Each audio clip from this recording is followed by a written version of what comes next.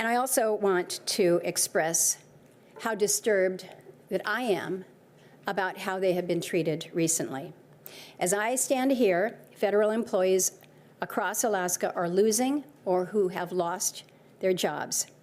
And I can't tell you with accuracy. I can't tell you how many, because no one who has that information is either able to share it or willing to share it. But what I do know is that these abrupt terminations have affected NOAA. They've affected the National Weather Service, the National Park Service, the Forest Service, the Bureau of Land Management, the Bureau of Indian Affairs, USDA Rural Development, our VA, and other federal agencies. These terminations are indiscriminate, and many, we're now learning, are unlawful. And they're being made regardless of performance and with little understanding of the function and the value of each position. In 2017, I stood right here and I said that as long as this legislature wants to keep Medicaid expansion, you should have that option. And my commitment remains to you. I'm going to tell you again, I did not support Medicaid cuts back then, and I'm not going to be supporting Medicaid cuts now. Now, there will...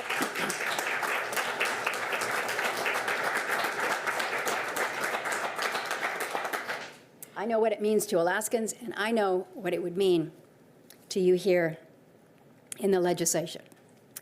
There may be some reasonable reforms, and we have talked a little bit about them, about what we may be able to do within Medicaid, because we do need to address the rising costs of these entitlement programs, and Medicaid needs to be examined through that light. But I just can't be on board with anything that hurts our people or puts you in a budget hole.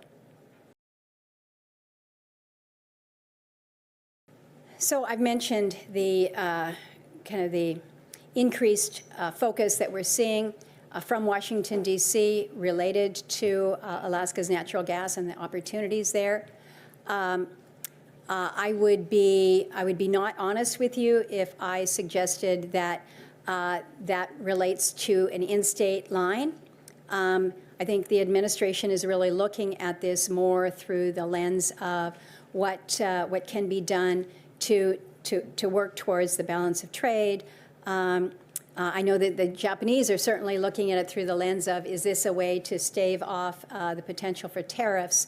And so as Alaskans, there's not as much focus on us, right? It's where is your market? We've always known that the market for Alaska's gas is not just confined here. It's what is available for the broader market. And that market has never been a domestic U.S. market. It's been the Asian market. So having that aside, an Alaska-specific line that addresses our needs is one that that hasn't gotten, I think, the same level of attention as a bigger line designed for export. So you've asked what's going to be the outcome in the Congress. I think, and I'm going to speak to you as a legislator.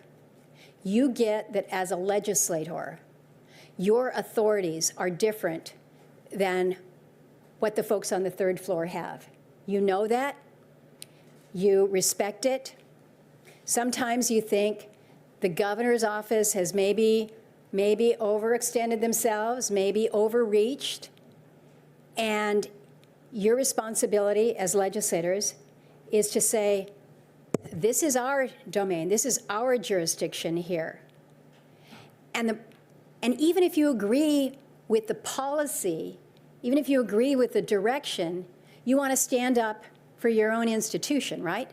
Because if you don't stand up for your own institution, you're going to find you're going to wake up one day and say, why did I work so hard to get here, and why am I trying to stay here if I've given all my authorities to the executive branch? That's kind of what I feel like we're facing in Washington, D.C.